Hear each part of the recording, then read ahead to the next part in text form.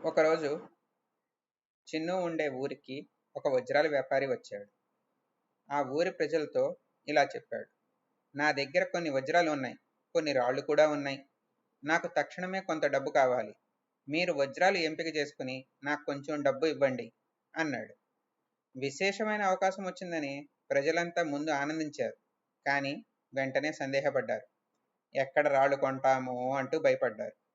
అంతలో చిన్నుకి ఒక ఆలోచన వచ్చింది.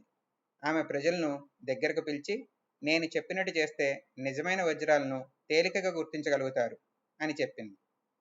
ప్రజలు ముందు అర్థం చేసుకోలేకపోయినా చిన్నుపై ఉన్న నమ్మకంతో ఆమె చెప్పిన విధంగా చేసేందుకు అంగీకరించారు. చిన్ను వ్యాపారి సంచిలో ఉన్న అన్ని రాళ్లను తీసుకుని మధ్యాహ్నం ఎండలో పెట్టమని చెప్పింది. వెచ్చని గాలికి రాళ్లన్నీ వేడెక్కసాగాయి. అప్పుడు చిన్ను ఇలా చెప్పింది: ఇప్పుడు ప్రతి రాయిని చేతితో తాకండి. ఏది వేడిగా ఉన్నదో అవి రాళ్ళు, ఏది చల్లగా ఉందో అది వజ్రం. ప్రజలు ఆశ్చర్యపోయారు. ఇది ఎలా సాధ్యం అని అడిగారు. చిన్ను చిరునవ్వుతో ఇలా వివరించింది: వజ్రం తక్కువ ఉష్ణవాహకత కలిగి ఉంటుంది. అది ఎంతసేపైనా ఎండలో పెట్టినా వేడి పీల్చుకోదు, కానీ రాళ్ళు వేడెక్కుతాయి. ఈ తెలివైన పద్ధతితో ప్రజలు తేలిగ్గా వజ్రాల్ని గుర్తించి ఆ వ్యాపారి నుంచి నిజమైన వజ్రాల్ని కొన్నారు.